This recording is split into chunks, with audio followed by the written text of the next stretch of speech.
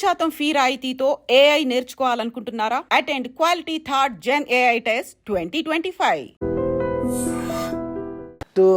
99లోనో మరి 98లోనో ఈ ఈటీవీ నుంచి వచ్చారు మనుషులు మా ఇంటికి హరితని అడగటానికి.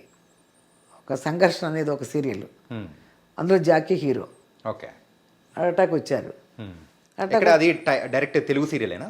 తెలుగు, డైరెక్ట్ తెలుగు. అప్పటివరకు తెలుగు ఏం చేయలేదు, ఫస్ట్ అదే అసలు. వాళ్ళు ఓకే చేశారు అంతని.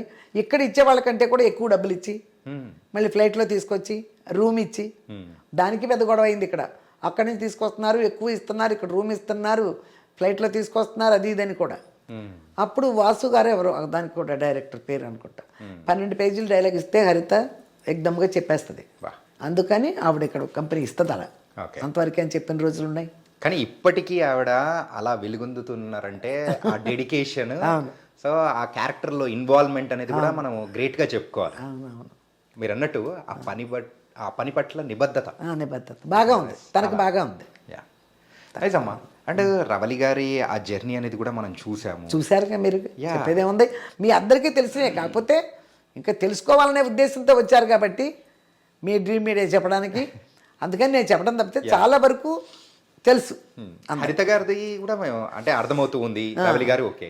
అంటే ప్రెసెంట్ మెయిన్గా మాట్లాడుకోవాలి చెప్పండి. విజయ్ గారు, విజయ్ మేము రవళిది అయ్యింది కొంచెం. తమిళ సినిమా ఒకటి ఎంటర్ అయ్యాడు ఆ టైంలో తను. అరవింద్ గారు వాళ్ళు చూస్తున్నారు మాస్టర్కి, చిరంజీవి గారు వాళ్ళు. చాలా మంచి క్యారెక్టర్ చూస్తున్నప్పుడు నాకు తెలుసు కదా అరవింద్ గారు వాళ్ళందరూ, మేము అక్కడ తెలుసు, పెళ్లి సందడి విషయంలో తెలుసు, అంతా తెలుసు. పెళ్లి సందడి 175 డేస్కి విజయవాడ ఫంక్షన్కి వెళ్ళినప్పుడు చిరంజీవి గారు బాగా చూశారు. చిరంజీవి గారు బస్ దిగి వస్తుంటే వీడికి పదగొప్పగా ఉండి తీసుకెళ్ళడం ఎన్ని చేశాడు, ఎవరంటే రవళి గారు బ్రదర్ అని చెప్పారు వాళ్ళు. నన్ను చూశారు అప్పుడు. చూసి 200 మంది, సురేష్ కృష్ణ డైరెక్టర్ మాస్టర్కి, ఆయన చూసినప్పుడు చాలా మంది చూస్తున్నారంట. ఎవరు చెబితే లాస్ట్ చిరంజీవి గారే చెప్పారంట, రవళి బ్రదర్ని చూసాం కదా ఒకసారి, అతన్ని పిలిపించండి అని. ఇక అప్పుడు అరవింద్ గారు నాకు లైన్లోకి వచ్చారు. ఇట్లా కావాలంటేను ఏమన్నా ఉందా వాడు చూడటానికి అబ్బాయిది అన్నారు. ఉందండి అని అప్పుడు తమిళ్ చేశాను.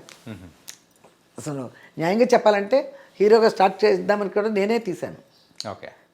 ఒక 1 వీక్ షూటింగ్ జరిగింది కూడా. మాస్టర్ సినిమాలో మరి మన విజయ్ గారిది కూడా క్యారెక్టర్ చాలా డిఫరెంట్ క్యారెక్టర్. ఫస్ట్ నార్మల్ గా అయితే మొత్తం విలన్ గా ఉంటారు, తర్వాత పాజిటివ్ గా కన్వర్ట్ అవుతారు. అవును, మంచి క్యారెక్టర్ ఇచ్చారు, బాగా జరిగింది. అవి కొంచెం ఆడియో చూద్దామమ్మా, ఉందా మీ దగ్గర అన్నారు.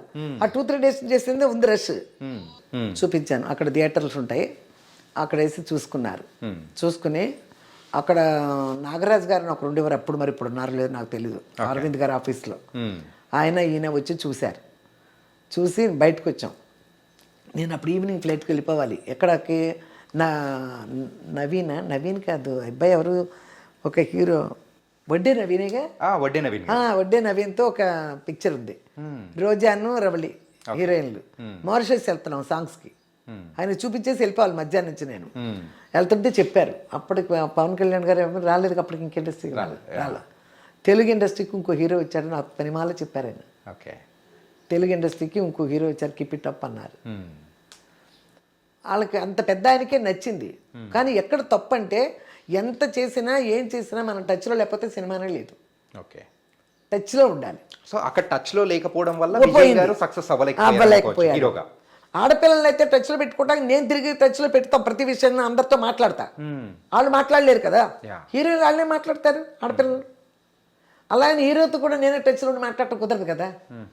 ఒక మగపిల్లాడి క్యారెక్టర్కి తల్లి మాట్లాడడం కుదరదు, ఆడపిల్లలు కాబట్టి నేనే మాట్లాడాలి. వాళ్ళ వల్ల అవ్వదు.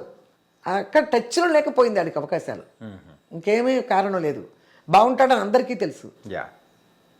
అండ్ ఇక్కడైతే ఇంట్లో సో ఆల్రెడీ రవలి గారు కానీ, హరిత గారు కానీ, విజయ్ గారు కానీ సినిమాల పరంగా బిజీగా ఉండేవాళ్ళు.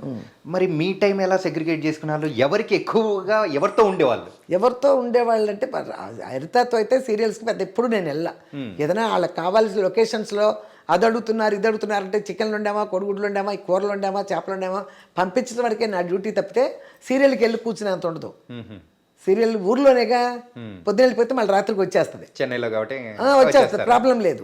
ఇల్లు చూసుకోవాలి, ఈవిడైతే అవుట్డోర్లో ఒక్కోసారి నేను వెళ్ళేదాన్ని, ఒక్కోసారి విజయ్ వెళ్ళేవాడు, ఒక్కోసారి మా చుట్టాలు ఎవరు నన్ను పంపిస్తాను ఖాళీ లేకపోతే.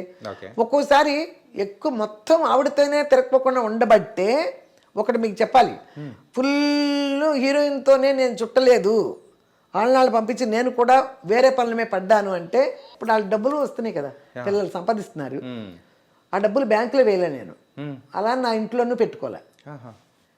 ఎక్కడ తక్కువలో దొరికితే అక్కడ స్థలం మీద పెట్టా. ఓకే. మరి అది పనే కదా. శోభన్ బాబు గారు మన ఇండస్ట్రీ వాళ్ళందరికీ చెప్పినది అదే. మనం అనుభవంలో ఒక సావిత్రి గారిని వీళ్ళందరినీ చూసి నేర్చుకునేది అదే. ఏం చెప్పాను వెనకాల ఏంటి, ఇప్పుడు అవకాశం ఉన్నంతసేపు యాక్ట్ చేస్తారు, ఇది అయిపోయిన తర్వాత ఎలా తింటారు, అందులో యాక్టర్స్ ఒక రిచ్నెస్కి అలవాటు పడిపోతారు. ఆ రిచ్లో కొనసాగపోతే బెంబేలు ఎత్తిపోద్ది మనసు. ఓకే. అప్పుడు ఏమవుతారు అంటే పాత హీరోయిన్స్ ని చాలా మంది చూసాం కదా, చూసాం, అనుభవంలోకి వచ్చినట్టు వస్తే తినేస్తే ఎలా తినేయచ్చు. అందరూ హీరోయిన్ల మదర్లా కాల్ మీద కాల్ వేసుకుని నేను కూడా ఒక నావల్ చదువుకుంటూ కూర్చోవచ్చు లొకేషన్లో. చాలా మంది బ్యాంకుల్లో పెట్టుకున్నారు, చాలా మంది బంగారాలు కొనేసుకున్నారు, బీరువాలోనే పెట్టుకునే వాళ్ళు, సినిమాలో చూపిస్తారు చూడు లాకర్స్లో డబుల్ కట్లు, అలా పెట్టుకునే వాళ్ళు కూడా ఉన్నారు హీరోయిన్లు. కానీ మీరు మాత్రం అలా నా దగ్గర ఎప్పుడు డబ్బులు ఉండే కాదు, ఇంకో 50,000 పక్కన ఎవరికైనా వడ్డీలకి ఇచ్చేవాళ్ళు ఉంటారులే రెడ్డి గారు, అక్కడ ఇంకో 50,000 తీసుకొచ్చి మనతో వచ్చిన స్థలం ఏదో ఒకటి. అంటే ఈ స్థలాలు అంటే వచ్చిన సంపాదన హరిత గారు సంపాదిస్తున్నారు, రవలి గారు సంపాదిస్తున్నారు, విజయ్ గారు కానీ మీరు కానీ అట్లా అందరూ సంపాదిస్తున్నది తీసుకొని వచ్చి మీరు కంప్లీట్ స్థలాల మీద పెట్టేశారు. వాళ్ళకి అవసరమైనప్పుడు నగలు కొన్నాం, పిల్లలకు పెళ్ళిళ్ళు చేయాలన్నా రేపు ఎంత నగలు కావాలి అంతవరకు కొన్నాం. ఓకే. అంతేగాని ఎక్స్ట్రా కొనేద్దాం ఒక కిలోలు ఇట్లా అంతా లేదు.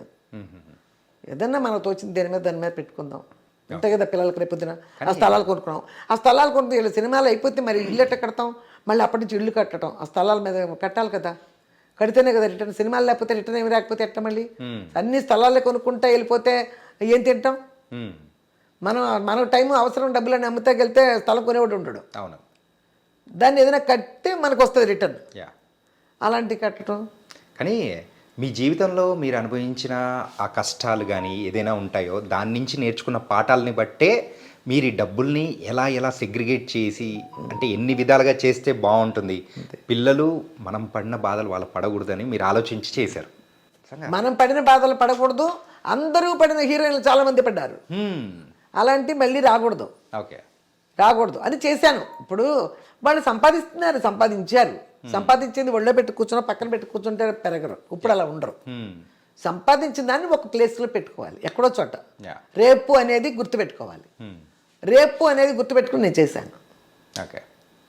అంటే ఇలా డబ్బుల గురించి అంటే నిజంగా మీ దగ్గర మీరు చెప్పే ఈ పాఠం అనేది చాలా మంది చూసి నేర్చుకుంటారేమో. నిజంగా సూపర్ అమ్మా. నేను ఇంటర్వ్యూలో కూడా చెప్తాను కదా, వంట చేసినా కూడా 4 మాటలు మాట్లాడుతూ ఉంటారు కదా, మీరు దాచుకోండి అమ్మా. ఒక 100 రూపాయలు సంపాదించారంటే అందులో 30 రూపాయలు మీది కాదు పెట్టుకోండి, 70 రూపాయలే మీది అనుకోండి, అలా సేవింగ్ చేసుకోండి. రేపు పొద్దున అనేది ఉంటుంది, రేపు అనేది లేకుండా ఎవరు ఖర్చు పెట్టినా బతకలేరయ్యా. రేపు అనేది మైండ్లో తెలియాలి.